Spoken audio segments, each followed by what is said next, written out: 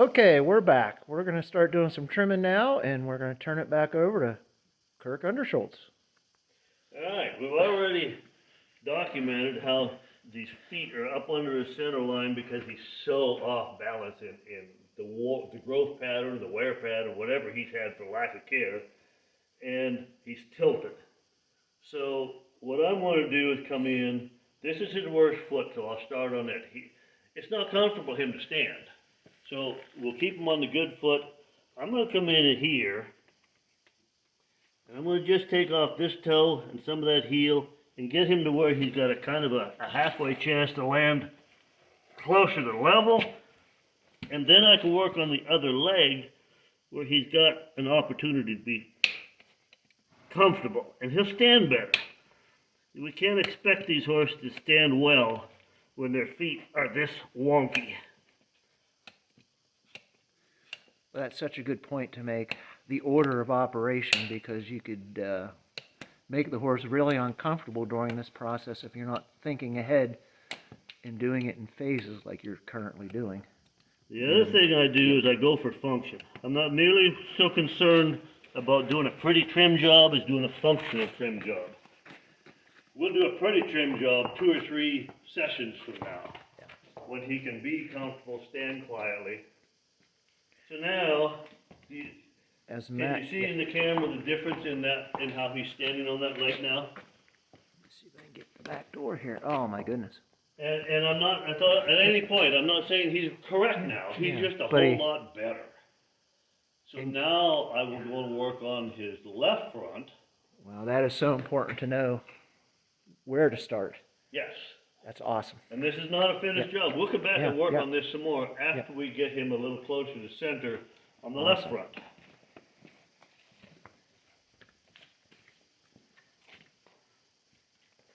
Come on, Mr. Hank. Up again, Mr. Hank. There you go, my friend.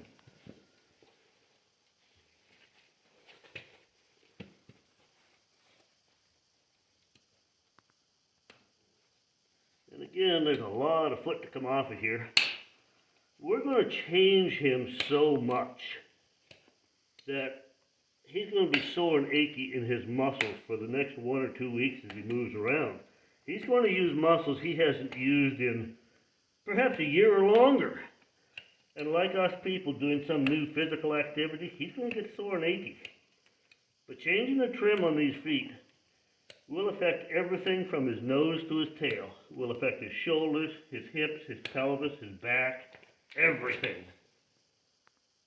Way better than it was, and there's a low spot that I haven't even touched. But now he can stand much easier on this foot, and we'll go back and work on the dark foot, on the right front. When you have to do a complete and final job all in one sweep on a horse like this, that's where you get into a fight with them. Because they just physically can't stand that long. So you do a little bit, you put them down.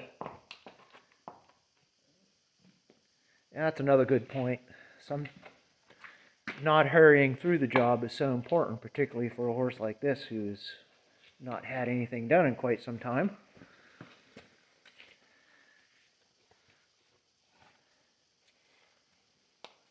We're going to take a lot of this toe off of the front of the foot. And then I'll come back and nip some more on the bottom.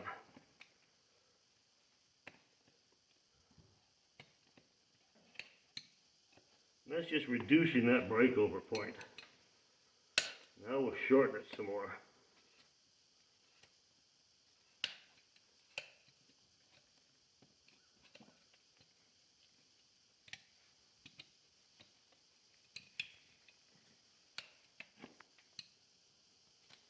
Get rid of some of this crushed, rolled under heel now.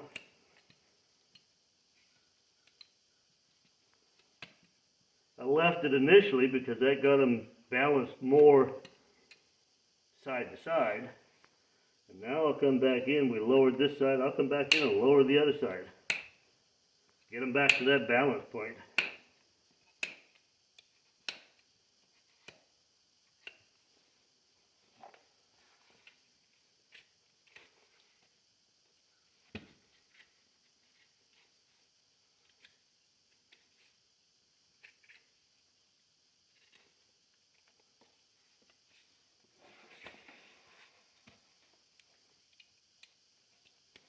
You see how much more comfortably he's standing this time than the first time I worked on this foot. It's amazing. And that's because he's got a spot to stand on the other leg that's not torquing him way out of balance.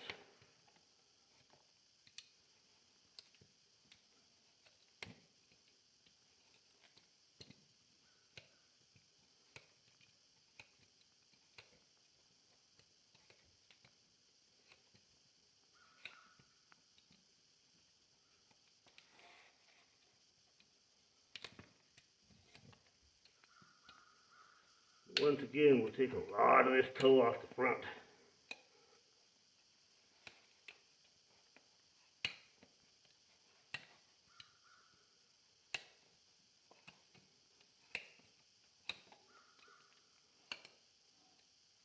I'm going to do a little rasping on the front of the foot. I'm not going to worry about rasping off the bottom. I've got some wonky nipper marks in that sole. I'm not going to worry about taking my knife and neatening all that up. Let's clean up just a little here. That's a real loose, flaky stuff, but mostly we're done. I'm going for speed here, not pretty. Follow him around and look at that foot and see the difference that trim has made over what we started with. Oh, We may need to turn him into the light too. yeah. We may have to do that, Mac. Well, I'm going to bring the camera out this way, but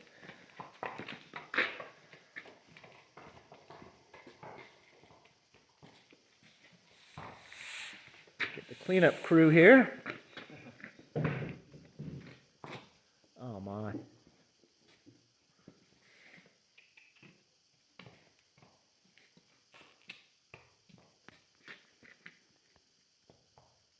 Wow. Get the, oh, look at his expression. He's like, hey, this is a good day. I feel much Lot of better relief. already. And he just is licking and chewing and all the typical things you want to keep your eye out for. He's just so, he's relieved. I think he was surprised we could put that foot down. I think so. That's a good point. Here's his length Now of some toe. after measurements. We're We're about 3 1/8, and we were 4 inches. in the contrast is always so neat to see, as you and I mentioned earlier, from lefty to righty now, Yep. the difference. He's telling us the foot he wants to use more is the one you just trimmed. He's got it under his body. He's like, this is my foot of choice now. It's under my body. I feel comfortable with it. So I can imagine when he feels like I've got 2 feet I can choose from in the front. Now, Yeah. I will rasp and Awesome. roll those edges. We'll get that on video too. Yeah. But that's all we're doing on this foot. And there's all sorts of ways I can tell you that this trim needs to be improved. It could be prettier. It could be more accurate. But I'm going for quick function, improve him so he can heal over the next trim cycle. And then next time I'll do a much more accurate job. And the third time a much more accurate job again. And probably a good thing to note, Kirk, and for us to know, how often should we be trimming this guy in terms of visits? Do we want? If you consider a 6 or a 7 week period the average trim cycle, I would want a horse like this on a 5 week trim cycle, a little bit shorter, so that you get ahead of the growth curve. If we trim him in 7 weeks, he has grown out so far that I'm bringing him back to the point we are now, and he grows out over 7 weeks, and I bring him back to the point we are now. We never get ahead of that growth curve. Okay. 5 weeks lets us go from here. 5 weeks, he's out a little bit. We bring him back to here and up just a little bit more again. And each trim, we gain a little bit. Right. And what we want to do is change the way the hoof grows from the cornea band. Pressure from the ground will indicate how this is going to grow from the cornea band. So we want to gather this foot up. We want to bring this wall underneath him. We want this wall to come out. We want this toe to move back under. And that will produce new hoof growth that comes down and matches the bone structure inside if we were actually looking at radiographs. Yeah, that's very clear. And I can see the bulge in the coronary band right at the top. Yes. Right in the center of the toe. That And how little- it's right, kind of pointy kind of right wrinkles through there. Yes. That's kind of obviously an indicator as to how much progress we'll make over the next few trimmings. As farriers, if we do our job right, 12 months That's from now, awesome. this would be a smooth, concentric, even hairline. That pointed aspect will come out of there. This bulge will come out of there if we do our job correctly Yeah. And often enough. and often enough. So important, I think, to reiterate often enough. Would you be accurate to say sometimes we can do the right thing, but not often enough? Yes, if we do the right Yeah. thing every 6 or 8 months, Still has to you be. end up with a horse just like he is Timing is now. timing is critical. Yeah. That's right. You can say, yes, I trim my horse Yeah. regularly every 3 years. Yeah, exactly. Not very helpful. Yeah, not very helpful. Timing is everything. Cool, very cool. Well, let's do the other foot. Other Let's front. do the other foot. Swing him back around again, please, Matt. All right, Mr. Hank. You're on again, my friend. Come on up here.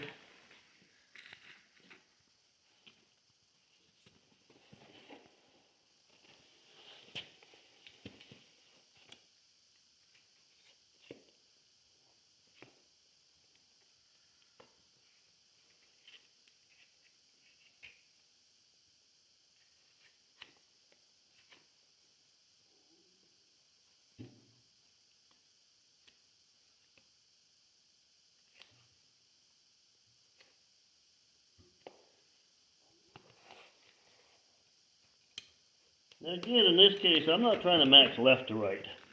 I was just Ideally, thinking about that. What's our indicator? What's our goal here then? My goal is to do the best trim job on each foot possible with Okay. what we have to work with, because they're very different feet. Now, ideally, horses that the left foot, left front in this case, and the right front that are matched for length and angle and level, they do very well with matching feet. In this case, I'm much more concerned with getting each foot as correct as possible today in a quick, hurried fashion. I'm going for function, not perfection. Over time, yes, I expect these feet to match. Today, Yeah. no. Not a realistic goal. It, I see it all the time. You see feet that look fairly pretty. They're clean, they're shiny, they're whatever, but they're not quite balanced, and so they're not functional. Yes, So in this case, we're actually, obviously, we want function first. That makes a lot of sense. and while he will not be balanced left to right, they won't be an exact match. They'll be way better than he started with. That's right, because he was way off balance to start. So if we can get a big improvement and give him time to adjust to that, that's what we're after.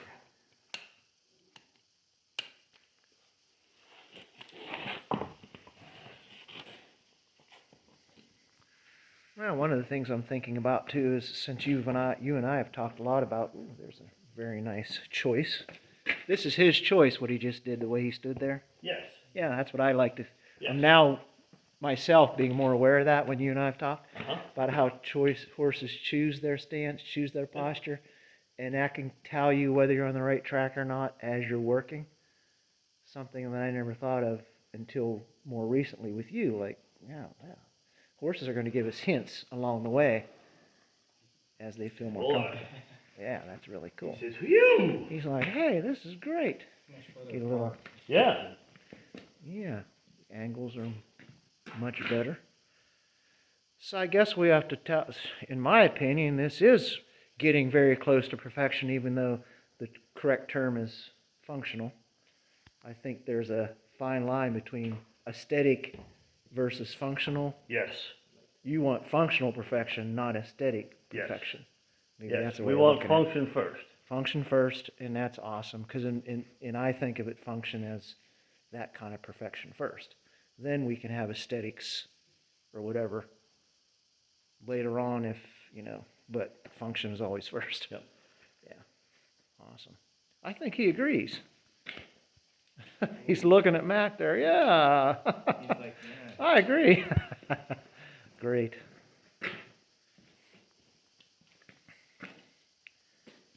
Let's see what his angle is now. Our after measurements, I think are oftentimes skipped over, but I think it's important for reference. This foot was 52 before we started, and now it is 55 degrees. Yeah, I noticed, Kirk, could you speak a minute on how you're holding that gauge to tell us exactly how you're using it? Because I know two different people with two different kinds of handling of the gauge can cause a difference. So how do you choose? He does not have a symmetrical foot. Okay. This side is a different width than, I don't have my tape measure within reach, but Yeah. he's wider here than he is there. In the interest of perfection. If we go from the center of the frog to the outside, to the inside edge, we are 2 3/8. If we go from the center of the frog to the outside here, we are 2 1/2. Okay. So I don't want to match my hoof gauge to the hoof because now we're not centered. You look at that frog. Yeah. That frog is the center of the hoof. So I put my hoof gauge so it's centered around the frog. And over time, then we will reorient this hoof, and you'll see the difference when we're done rasping even. So center your hoof gauge on that frog, bring the arm up against the front of the hoof wall, and then read your angle. Excellent. Read the angle on the top. And that's so important to make sure you're doing the same approach on both feet. Yep.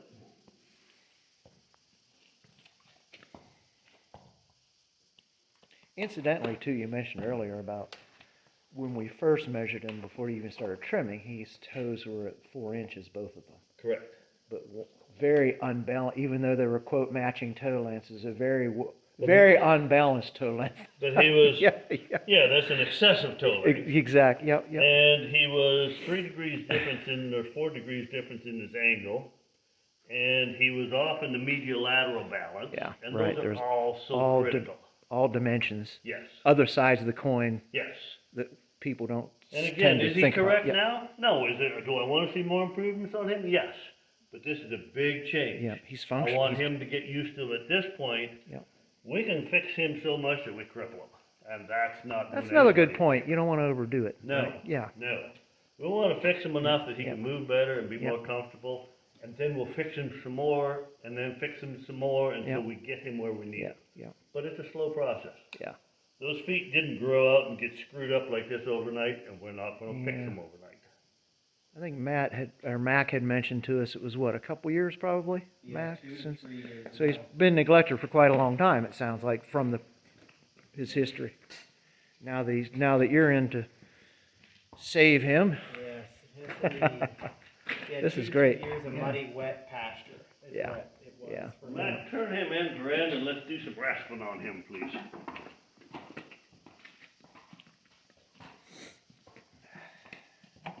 That's good right there. oh, even in that perspective, just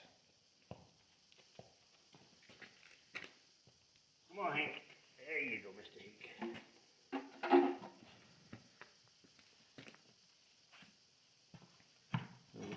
Oops, hold on, buddy. I'm going to come in here and dress up this toe and take that flare off and dress up this flare. I will barely touch the outside. It's crushed under. I'm going to touch with the smooth side of the rasp just enough to roll that edge. But the toe and the inside, I'm taking a lot off.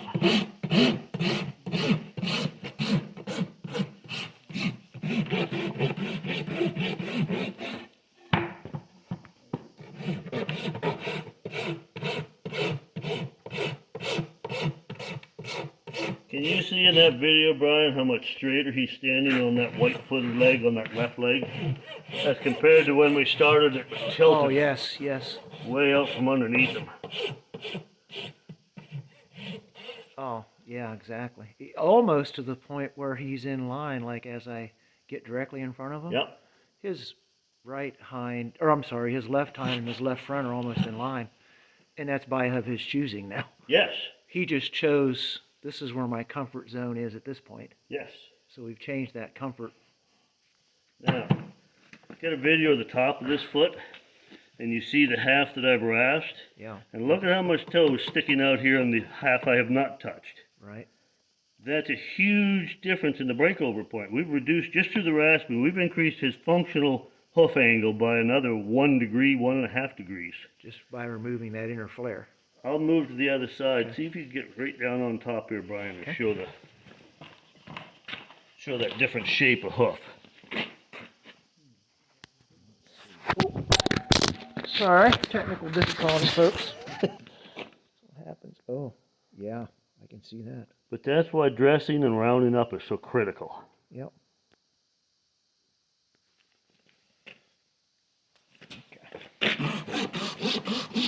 We'll show that same view after I'm done rasping and see how that hoof matches.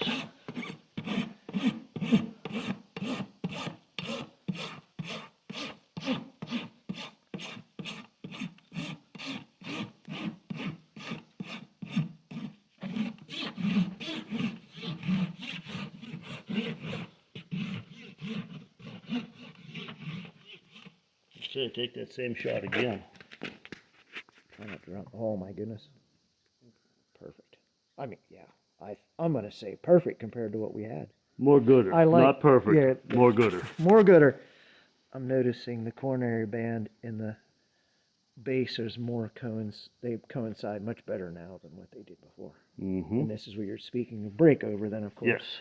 we don't have all that leveraged on the inside like we had a few minutes ago. Cool. Very cool.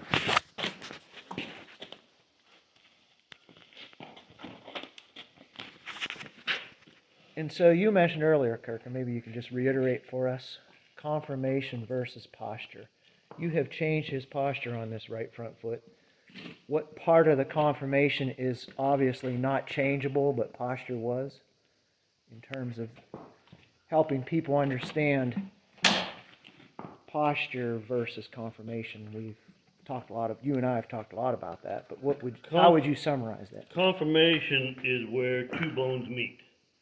Now the issue with a joint is if I put my fingers together, there's a little slot in between them. So if that's your upper bone, the upper part of the joint, the bottom part of the joint, that bone has a groove, has a ridge that sits right into this groove. Okay.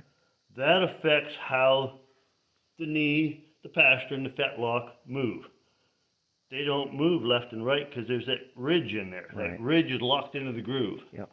So that's your conformation. And when the Okay. bottom of the foot is not balanced, this is torqued and twisted. We're pulling ligaments and we're putting pressure on joints and they get sore. In his case, because both legs are the same way, he's really not lame, but he just hurts all the time. He's never comfortable. Yeah. Gives horses sour attitudes. They get grinchy. They're unhappy. Yeah. Same as people in pain all the Yeah. time. Yep. So let's do the other foot. That's a really neat example. And posture is our only real indicator when we're looking at them. Yes. Now the other thing I'll point out, clearly by his feet, this horse hasn't had his feet trimmed in a couple of years. Yeah, He's nervous. Mac was just mentioning that earlier. Yep. But Yeah. watch how well he stands on his hoof stand. You know, this is not a normal position for a horse to be. I like my hoof stand tall. This is about 26, 27 inches. I want his forearm to be level, or even just a little bit above level. Horses that are up here don't have much power. Horses that are down here can press and jam and Yeah. hop and leave. Yeah. So for the comfort of your horse, for the behavior of your horse, put your hoof stand up higher. And you can see how he accepts it and he stands here and he's very, very good. When he does So- fuss like that little bit, that's all he does is fuss a little bit. He doesn't have the power like when his legs extended out and down. Right, to press down on you. The hoof stand height is quite critical in my opinion. Now, I've seen a lot of wrecks with hoof stands, but obviously they weren't adjusted they weren't adjusted for the horse. Like you're saying, they weren't taking that into account. That's often the case. It's Yeah. not always Yeah. the case, Yeah. but often. Yeah. Certainly adds After to the problem. After you got your basic handling and training, horsemanship done, as Mac's doing, then we have to be smart enough to get our hoof stands and such Set your horse properly up for set. success. Don't Right. set him up so he can screw up. Make it so it's easy to do the right thing. Yeah, and we have to understand our tools, if they're not adjusted properly and not used properly, can make more of a issue than help. And in this case, obviously, that makes a lot of sense when you just described your height of your hoof stand.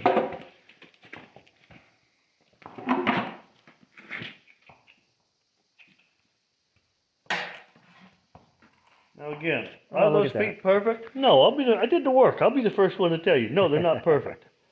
But they're way better than we started with. I keep going back to his choice of stance. Yeah. Mac did not have to force him into a stand.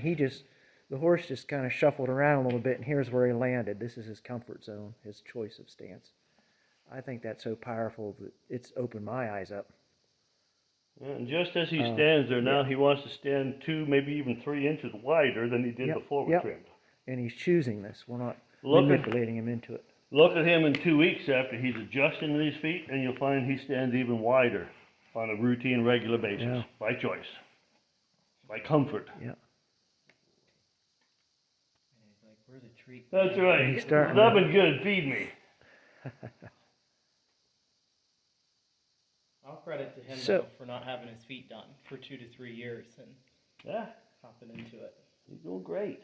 Well, credit your preparation too, because horsemanship for horseshoeing is oftentimes Huge. neglected.